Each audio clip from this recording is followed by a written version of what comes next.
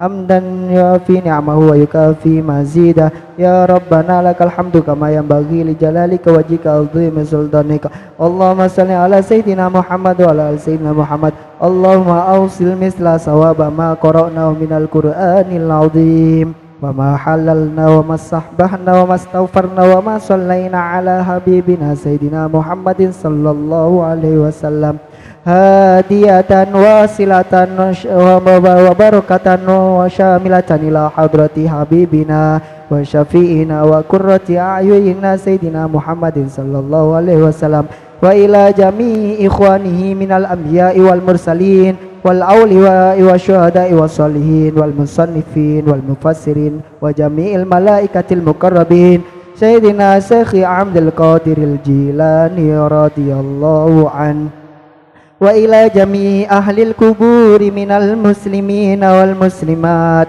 والمؤمنين والمؤمنات من مشارق الأرض إلى مغاربها برها وبحرها وبرها وبغرها ومغاربها ثم خصوصا إلى روح يا حاجي محمود وعلي اللهم اغفر لهم وارحمهم وعافهم واعف عنهم ونور قبرهم برحمتك يا أرحم الراحمين اللهم أنزل رحمة ومغفرة وشفاعة على أهل القبور من المسلمين والمسلمات والمؤمنين والمؤمنات ارفع لهم الدرجات وكفر عنهم السيئات وضاعف لهم الحسنات يا أيتها النفس المطمئنة ارجئي إلى ربك راضية مرضية فادخلي في عبادي وادخلي جنتي اللهم اغفر لنا ذنوبنا ولوالدينا وارحمهم كما ربونا صغارا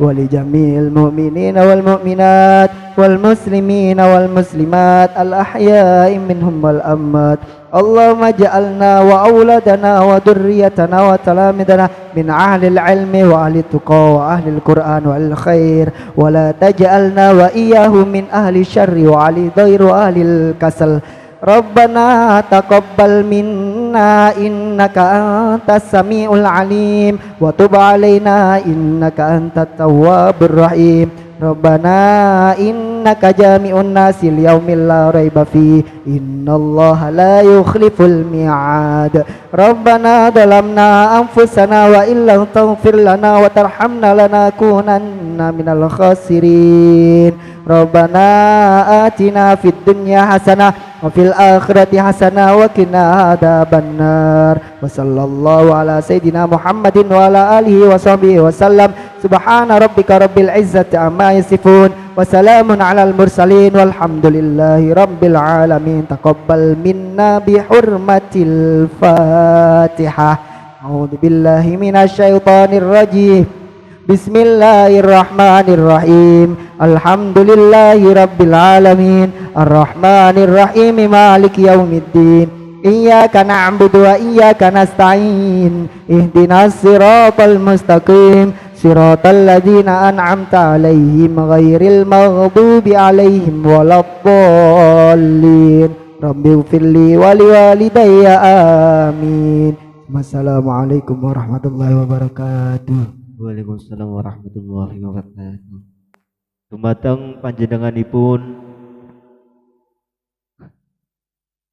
Romo Kiai Muhammad Arif kawula haturaken matur suwun mugi-mugi wasilah lan lantaran waosan tahlil saking panjenenganipun saged bekto kula lan panjenengan sedaya nambahi iman lan takwa kula panjenengan sedaya dumateng Allah Subhanahu wa taala.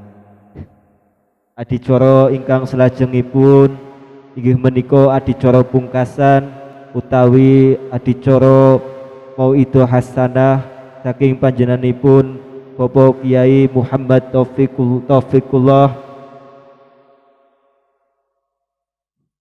Nanging sederenge acara Mauidul Hasanah berlangsung, kula selaku pembawa acara ing dalu menika nyuk ngaturaken kathah-kathah nyuwunipun pangapunten bilih kula ing betokake acara ing dalu menika kathah kelepatan, kathah kekirangan kula nyuwun agungipun pangapunten saking panjenengan sedaya. Memasuki acara inti inggih menika maido hasanah ingkang badhe dibeto dumatengipun panjenengan Romo Kiai Muhammad Taufik wekdal sahe panggonan kawula haturaken. Sumangga.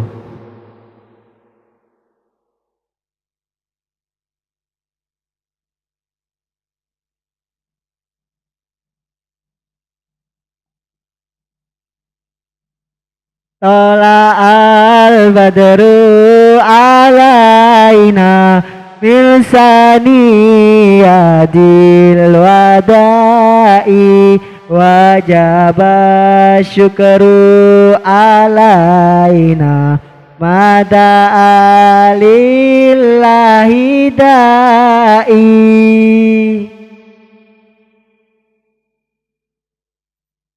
Allahumma shalli ala Muhammad.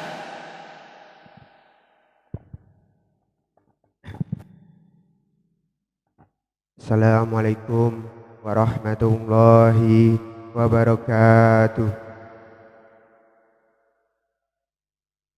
Alhamdulillahi rabbil alamin wa nasta'inuhu wa na'udzu billahi min syarri anfusina wa min sayyi'ati yudlil fala hadiya lahu.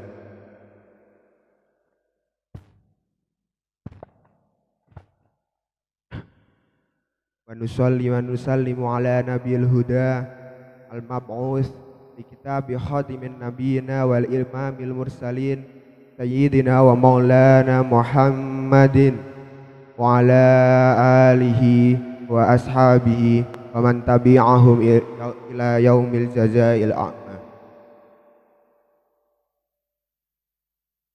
Dumateng para rawuh khususipun dumateng panjenenganipun Romo Kiai Ahmad Musakam saha keluargi lan boten kesupen damel kagem rencang-rencang pondok pesantren lan damel para hadirin hadirat ingkang berbahagia. Alhamdulillah kita panjatkan puja dan puji syukur kita atas kehadirat Allah yang senantiasa memberi kita kesehatan dan juga kesempatan untuk bisa menghadiri acara pada malam hari ini.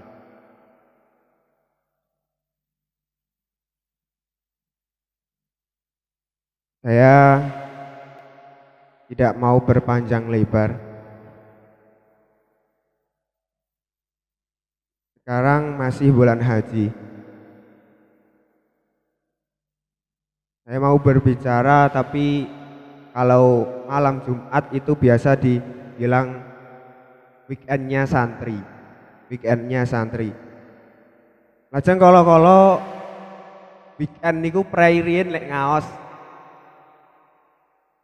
Ampun ngaos terus teke mangke jeblok nggih. Kula tak dongeng mawon. Lagi dongeng sejarah. Amargi kula nggih remen mempelajari sejarah Islam, sejarah tanah Jawa. Alhamdulillah, kenapa haji itu di Mekah. Haji di Mekah karena di Mekah ada monumen yang sangat sakral dan juga yang paling tua di dunia, sehingga Allah menamai itu dengan sebutan inna awalal baiti 'alan nasi biba kata mubarak rahmatal lil alamin. Di situ ada peletakan batu yang dimana yang meletakkan adalah nenek moyang kita Nabi Adam. Nabi Adam turun pertama itu ada di Mekah. Maka Nabi Adam takut lupa, di situ ditandai yang sekarang disebut Ka'bah. Kalau Allah menamai itu inna awal nasi wudi ala nasi bibak kata mubarak rahmatalil alamin. Kemudian di situ ada guidance, ada suatu pusat di mana seluruh umat manusia harus kembali ke Allah, harus kembali kepada Sang Pencipta. Maka setelah Nabi Adam diutus, Nabi Adam menjadi nabi dan rasul. Tapi di sini Nabi Adam hanya menjadi rasul untuk satu keluarga. Di situ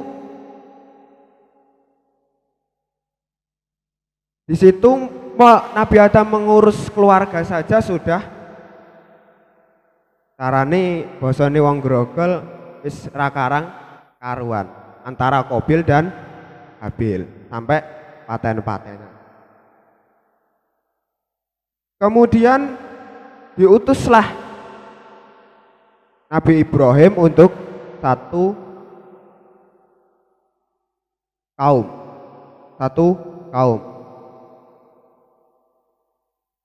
Nabi Ibrahim diutus pun juga di Mekah untuk menandai di situ ada monumen yang tertua, ada batu peninggalan nenek moyang Nabi Adam. Kemudian Nabi Ibrahim dibantu oleh putranya yang bernama Nabi Ismail dan juga ibunya Hajar. Setelah itu Nabi Ibrahim dibantu oleh putranya Nabi Ismail membangun Ka'bah yang di situ ada batu, ada kotak yang gak ada isinya. Kemudian ada Nabi Daud diutus untuk satu bangsa. Kemudian ada Nabi Sulaiman diutus untuk satu negara. Kemudian ada Nabi Isa yang di situ juga hanya diutus untuk menjadi rasul satu bangsa juga. Setelah itu ada Khotamul Anbiya, Nabi kita Nabi Agung Muhammad Sallallahu Alaihi Wasallam. Di sini Nabi Muhammad bukan untuk satu keluarga, diutus bukan untuk satu keluarga, bukan untuk satu bangsa, bukan untuk satu negara saja, tapi di sini Nabi Muhammad diutus untuk rahmatal lil alamin. Menjadi nabi para manusia semuanya.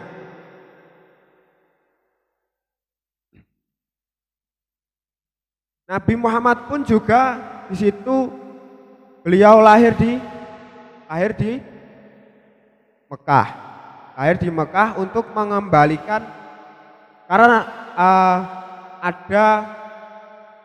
kembali kepada guidance yang semula. Karena setelah Nabi Ibrahim wafat, kemudian Nabi Ibrahim diteruskan oleh kedua putranya Nabi Ismail dan Nabi Ishak. Kemudian Nabi Ishak punya putra bernama Nabi Yakub. Nabi Yakub punya putra 12. Maka di situ dinamai Bani Israel. Di situ lahir setelah Nabi Ishak banyak nabi sampai kepada Nabi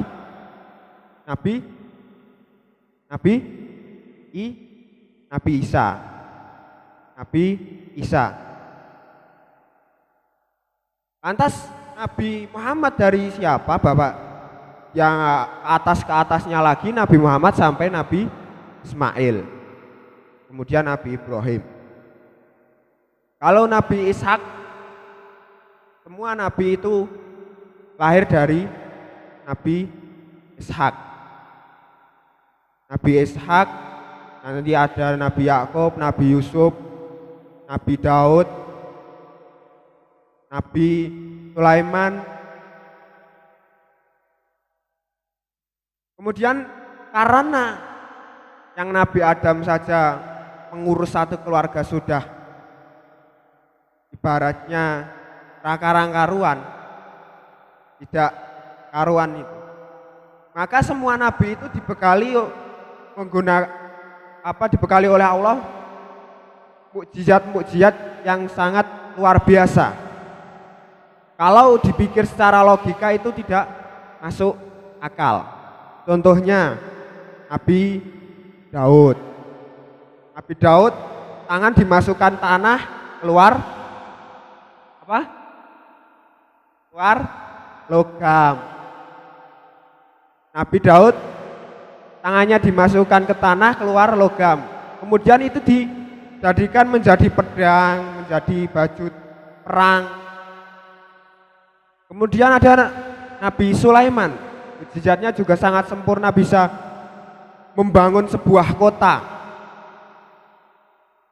Sebuah kota yang membangun bukan manusia tapi para jin. Bisa berbicara dengan binatang, bisa berbicara dengan angin. Itu mukjizatnya Nabi Sulaiman. Kemudian Nabi Sulaiman, setelah Nabi Sulaiman ada Nabi Musa. Nabi Musa pun juga dibekali mukjizat yang luar biasa. Dikasih tongkat, dilempar menjadi naga, ular yang besar. Tangannya dimasukkan ke saku, keluar petir. Kemudian tongkatnya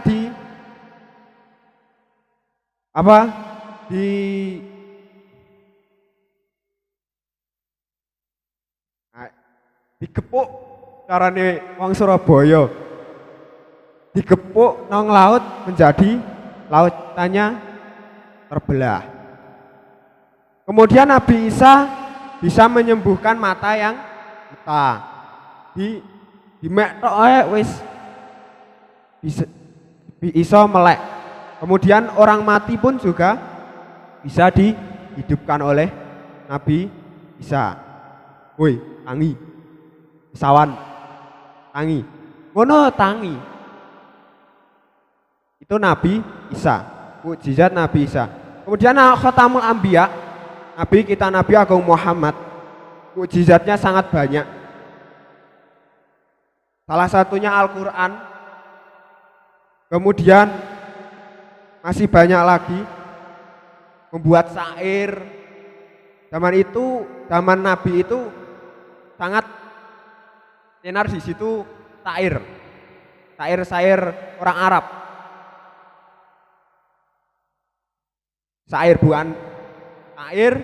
Buat syair Nabi Muhammad juga bentar. Salah satunya itu dari Al-Qur'an pun itu sangat indah syairnya. Kalau orang Arab tidak bisa menyaingi. Bisa qul huwallahu ahad, Allahus samad, lam yalid wa lam yulad. Ada dal-dalnya. Kalau puisi pun juga harus ada aja A B B. Di situ pun syair dari Nabi Muhammad juga seperti itu, bisa melemahkan. Contohnya itu sahabat Salman Al Faris yang sedang mencari guru. Di situ sedang memetik kurma. memetik kurma itu mendengar suaranya Nabi.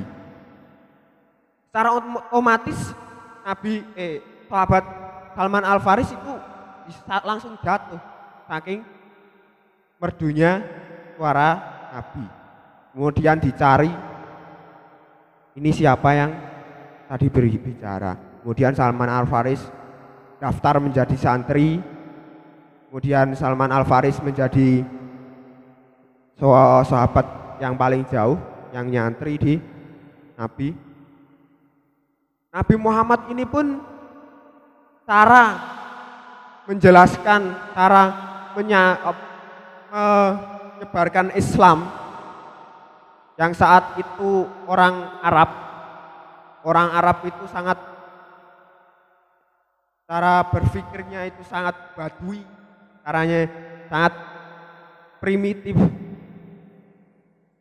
Contohnya dari dulu, dari nenek moyang orang Arab menyembah berhala yang di situ ada wujudnya, ada namanya, bentuknya pun berbeda-beda. Nah, sekarang Nabi Muhammad diutus untuk menyembah sesuatu yang tidak bisa dilihat. Itu di zaman itu sesuatu yang enggak bisa masuk akal untuk orang Arab.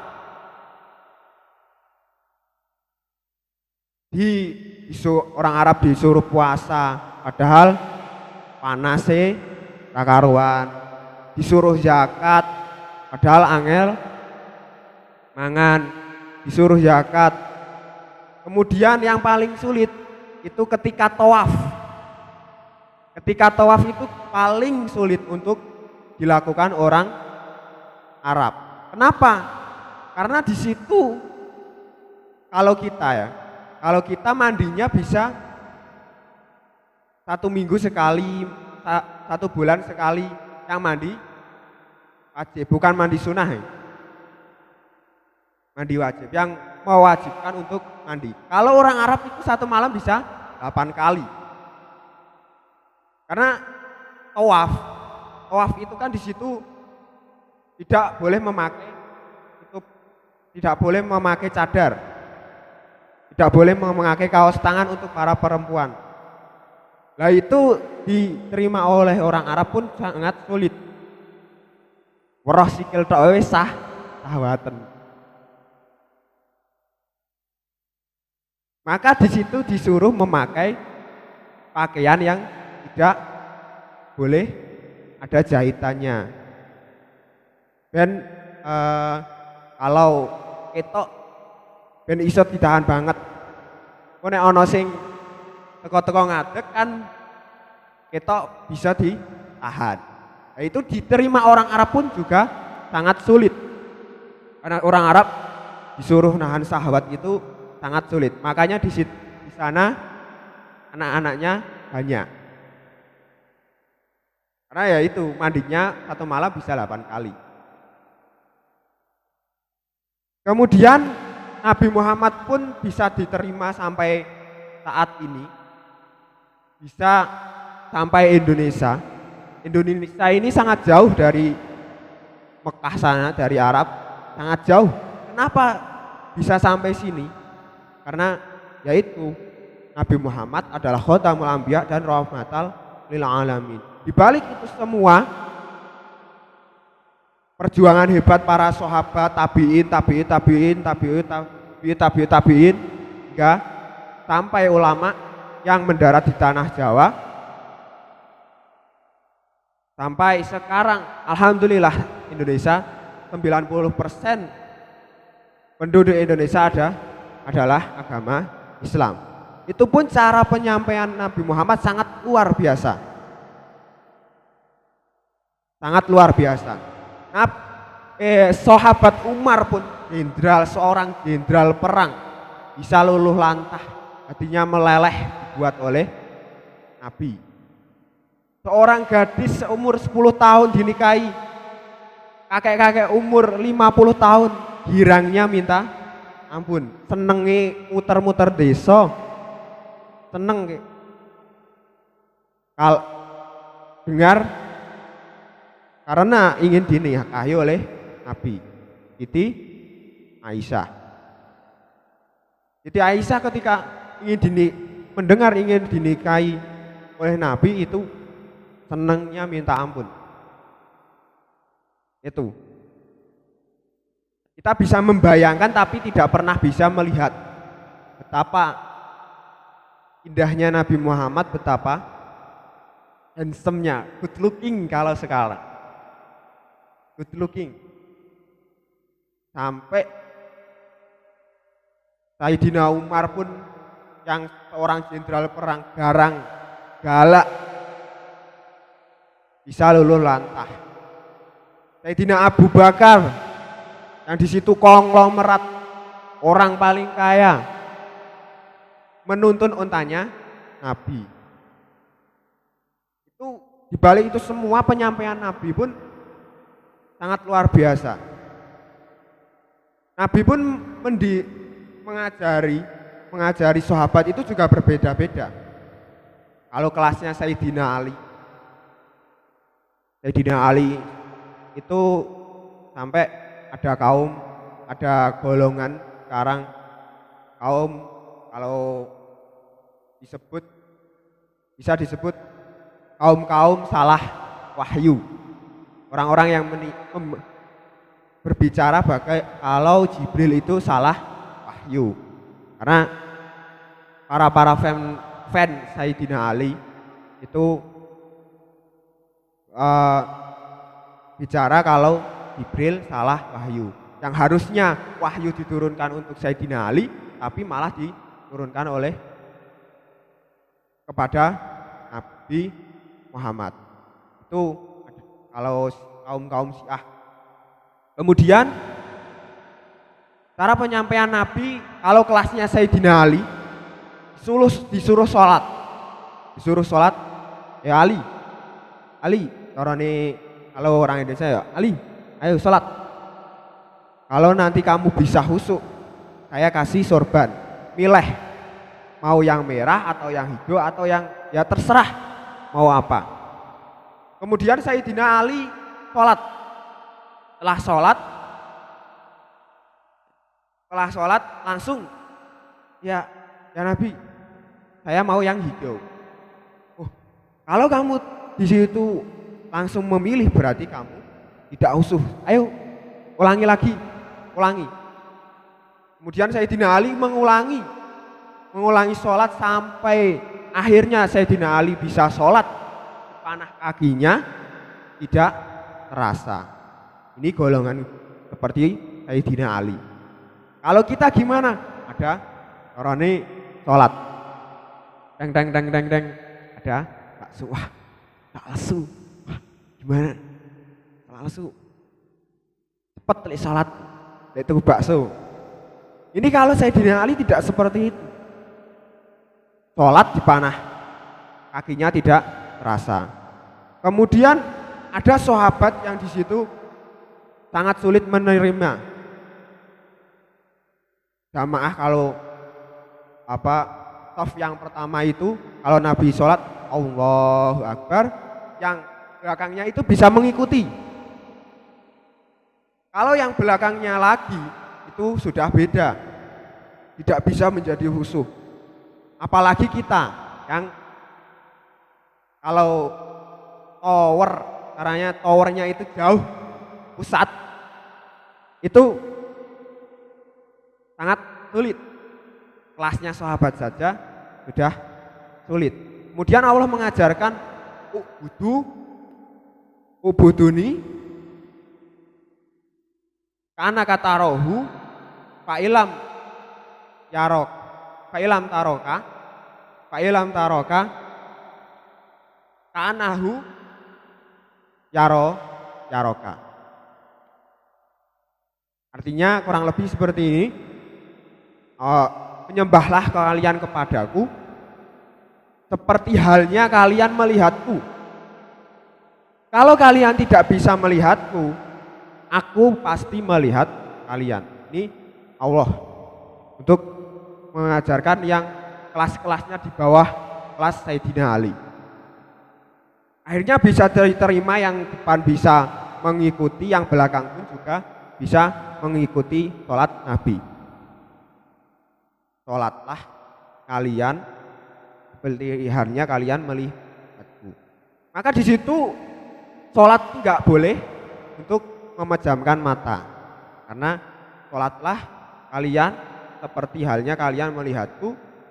Kalau kalian tidak bisa melihat, maka pasti aku akan melihat kalian. Itu ketika sholat.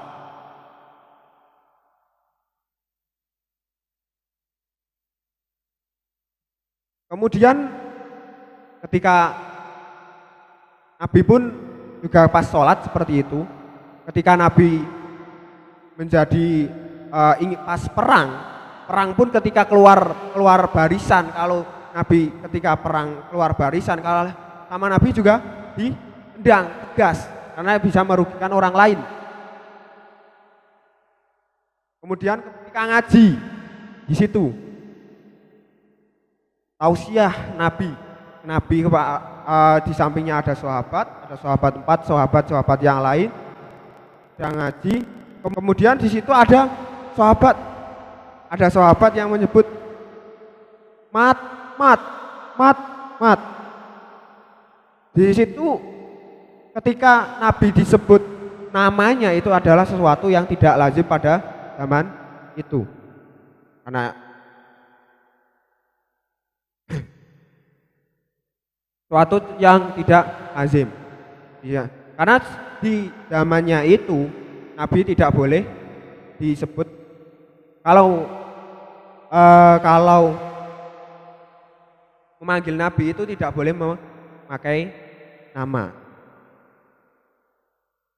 La taj'al wa ar-rasul kadu'ai ba'dukum ba'do. Kemudian ternyata sahabat tadi yang memanggil mat. Sayyidina Umar mendengar. Torone gogol sapa wani-wani ini nyeluki Nabi nggo jenengi sapa. Ini Sayyidina Umar sangat mau marah. Tapi Nabi Muhammad jangan. Gitu-gitu juga umatku. Udah disuruh masuk. Kemudian sahabat tadi yang memanggil disuruh masuk. Ditanya oleh Nabi, kowe ngopo? Toroni. Kemudian, aku mau kencing. Kalau mau kencing ya kencing, nggak usah nganu. Kemudian di situ di dalam masjid orang itu langsung kencing. Betapa marahnya Sayyidina Umar, sudah dikeluarkan pedangnya mau dipenggal kepala. Tapi dihalang-halangi oleh Nabi. Jangan Umar, jangan, ini gini-gini masih umatku. Kemudian ada lagi di Mekah ketika tawaf digemparkan ya. Di Mekah itu masyarakat dibuat gempar karena di situ ada seorang tawaf yang tawafnya enggak memakai labbaik Allahumma labbaik, tapi ya Karim. Ya, kemudian ada yang melapor ke Nabi kalau ada orang yang tawaf tapi mengucapkan ya Karim, ubeng. Kemudian sama Nabi ini dilihat siapa ini. Kemudian Nabi mengikuti di belakangnya. Akhirnya Nabi berang ikut-ikutan mengucap ya Karim. Kemudian orang yang mengucap tawaf ya Karim ini dengar siapa sopo iki sing melu-melu ya Karim. Orang tadi langsung balik. Oh kowe sing melu-melu meni ya Karim. Nabi langsung dibanting sampai Nabi nangis. Diseneni karo wong iki. Kowe iki sapa? Carane nyeneni wong grogol. Kowe iki sapa kok melu-melu? Kok tak kandhake. Engko tak kandhake nabiku kekasihku. Kemudian Nabi bertanya, kekasihmu ki sapa? Muhammad. Muhammad sapa? Muhammad ibni Abdillah. Nabi mendengar langsung nangis geru-geru. Wong iki tambah ngiti, ngudar, kowe tak banting kowe nek tak weruh tekan kono. Dia tidak tahu kalau yang dibantingnya itu ternyata Nabi. Oh, mengono wis kena mental lho. Kena mental. Oh, nangis sing seru. Orang itu. Kemudian Nabi menangis itu langit aras digoncangkan karena Nabi menangis. Malaikat Jibril turun bertanya kepada Nabi, kamu kenapa, Mak? Kamu kenapa, Mak? Kok nangis? Oh, dibuat orang ini. Enggak, Bril, enggak seperti itu. Jadi gini ceritanya. Orang ini tawaf mengucapkan ya karim ya karim. Aku mengikuti orang ini tidak terima, terus aku dibanting. Aku pikir ini umat siapa? Ternyata ini umat aku, Bril. Umat aku. Ya sudah, Jibril, ya sudah. Kamu ngaku aja kalau kamu Nabi. Kemudian Nabi tanya, kamu emangnya sudah pernah melihat Muhammad itu seperti apa? Belum. Saya belum pernah melihat, tapi saya iman. Muhammad itu aku. Nabi Muhammad mengaku kalau beliau ada khotamul anbiya. Ketika mendengar seperti itu, orang itu langsung nangis, ngekep Kanjeng Nabi. Dua-duanya ikut menangis.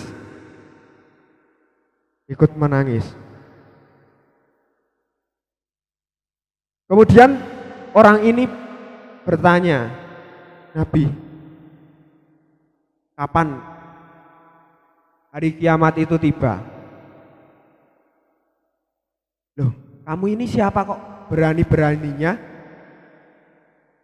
bertanya hari kiamat? Emangnya sudah punya bekal apa? Langsung dijawab, cinta Nabi. Aku cinta padamu.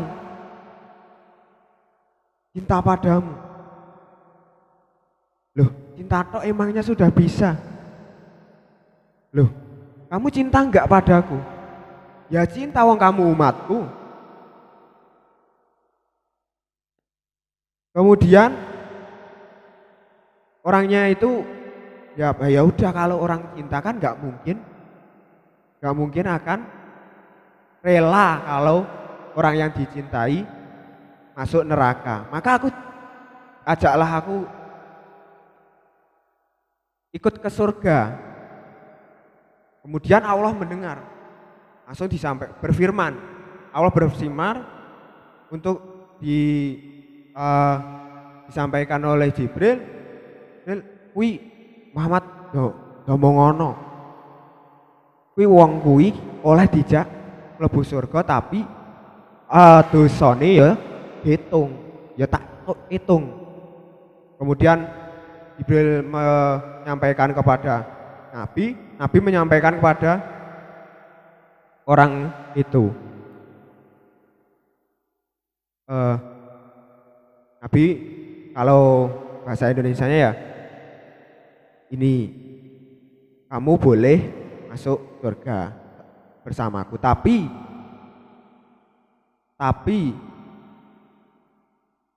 Allah juga menghitung dosamu. Orang ini tidak kaget sama sekali. Dikai kabar ngono ora kaget. Malah ngomong, ora wedi aku. Ora boten wedi kula. Kok kalau Allah mau menghitung dosaku, tak jak hitung-hitungan. Loh, Allah kok dijak hitung-hitungan ki piye?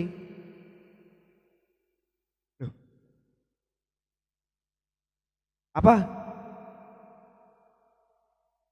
Tak ada hitung-hitungan berapa besar dosaku dan seberapa besar maghfirahnya Allah.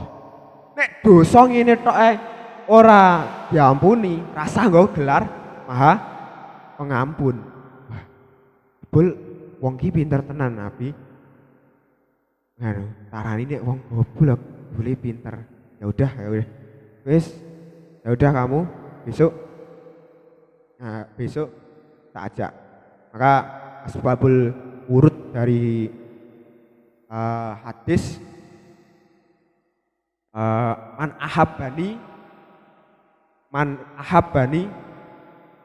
ka'anahu ma'ifil jannah. Itu asbabul wurud dari hadis itu.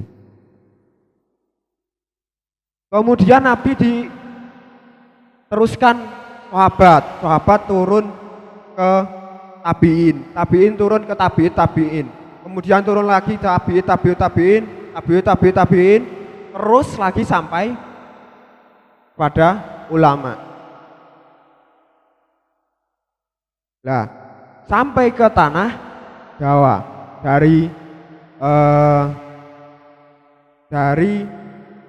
Sayyidina Ali mempunyai putra berbesanan kepada Raja Majusi, kemudian lahirlah Sayyid Zainal Abidin.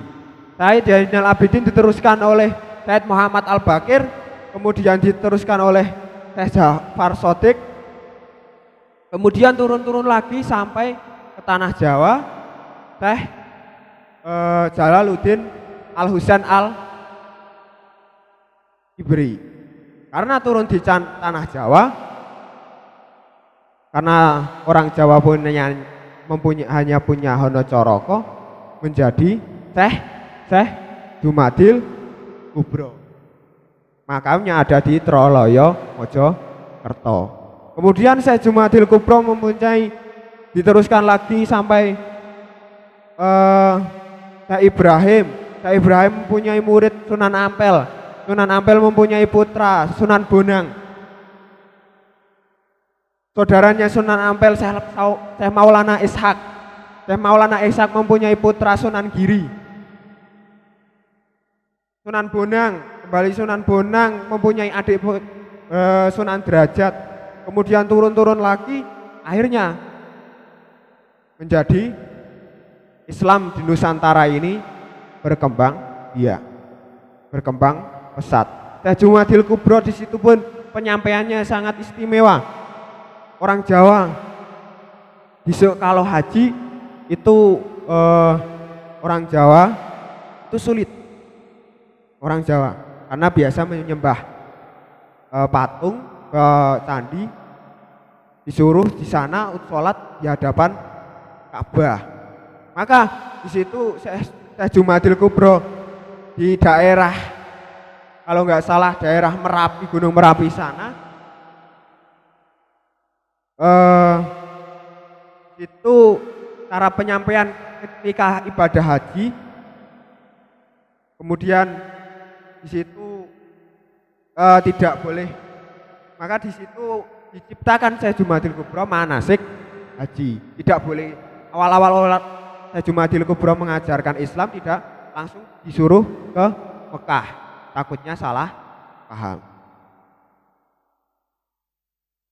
Itu akhirnya ini tanah Jawa berkembang biak, berkembang pesat. Islam di Nusantara ini sangat besar. Karena di sini maka ada suatu golongan yang ingin meratakan Jawa. Maksudnya Islamnya ini mau dilengserkan. Maka para kiai sekarang itu membentuk generasi 2030 untuk anak-anak seumuran kita itu 2030 tidak goyah, karena ditargetkan ini menjadi proposalnya orang sana. Kalau Islam di Nusantara ini 2030 harus sudah lengser. Maka para kiai membentuklah generasi 2030,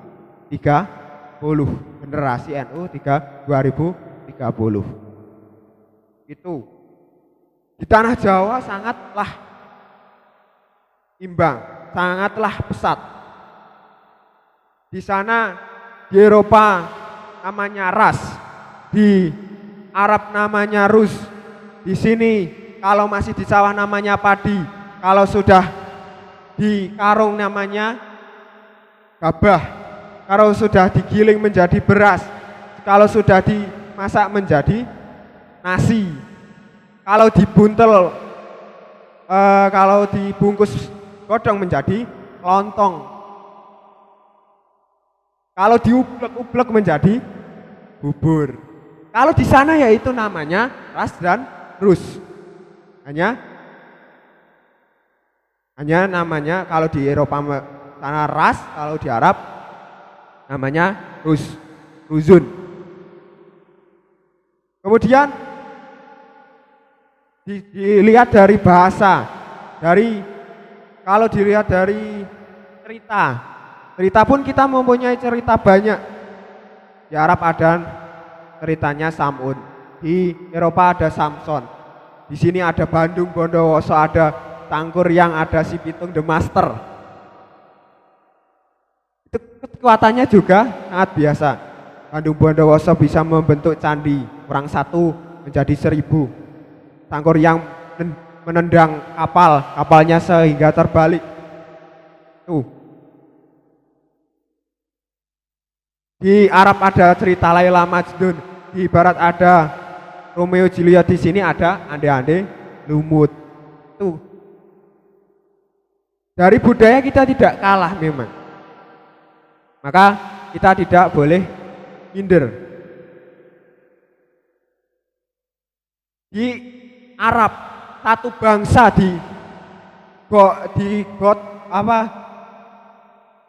diusung menjadi beberapa negara. Di Eropa bangsa Eropa juga diusung menjadi beberapa negara. Di Indonesia beberapa bangsa, beberapa suku menjadi satu negara. Maka konsep wa ja'alnakum syu'uban wa qabaila mungkin ini ada di Indonesia.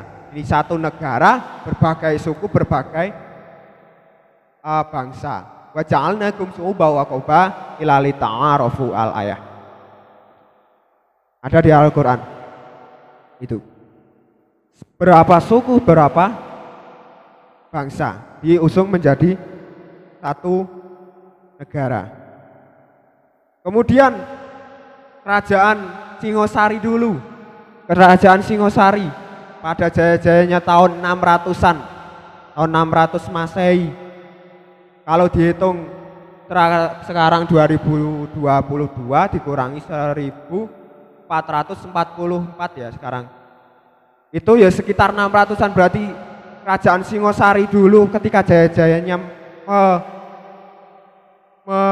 menguasai sepertiga dunia, itu ketika kalau dilihat sejarah, dilihat pada buku, itu berarti ada zamannya Nabi 1 Hijriah, sekitar 1 Hijriah tahun 600-an.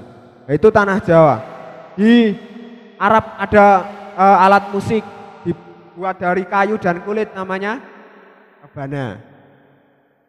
Di Eropa terbuat dari kayu dan tali, namanya gitar. Di Indonesia punya gamelan terbuat dari logam. Hanya suatu bangsa yang mempunyai